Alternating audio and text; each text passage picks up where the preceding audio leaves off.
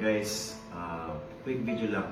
Gusto namin gumawa ng video kasi nga may malaking problema po si Itel. Kanina kasi, ang target dapat is isa lang po na piso deal na Itel A50. Actually, 10 nga dapat nang ilalabas namin kasi sobrang ganda ng sales. Kaya lang, nagkamali po yung brand. Naglabas po sila ng 6,500 po na piso deal. So, 6,500 po ang nakuha ng Itel A50. Yes.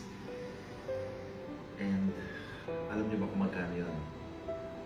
15.6 million ang loss po ni Itel doon po sa nangyari.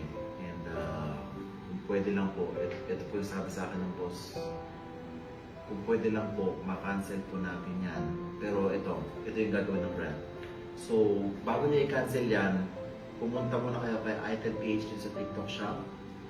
I-message nyo sila na na-cancel nyo yung, i-leave mo yung, yung number mo, ID, information and details para bigyan ka niya ng freebie. Okay? Tapos i-cancel mo na. Okay? Mag-usap na lang po kayo doon.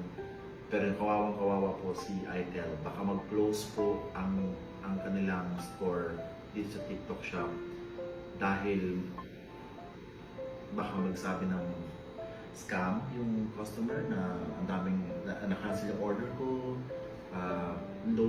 sobrang low ng stars, and baka ultimately ma-close yung kanilang store dito sa TikTok shop. And kawawa naman si Itel.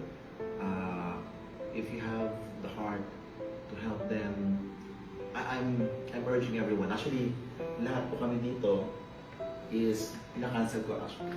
Kasi kayo sumali. Okay. Pinakancel ko na. Ayan. Pinakancel ko na po yung mga piso na nakuha nila. And hopefully kayo din. Okay? Ito naman guys, I'm really sorry for the brand and hopefully you can help them. Please contact them tapos i-cancel nyo po yung order nyo. Please na lang po. I'm really sorry if may freebie naman po daw sila ibibigay sa inyo ng kapalit nun. And they will make sure na this July, super baba pa rin ang presyo ng Itel A50. Promise na yan. Thank you so much guys. Again, ako si Vince. And we are Unboxed Diaries. See you again soon.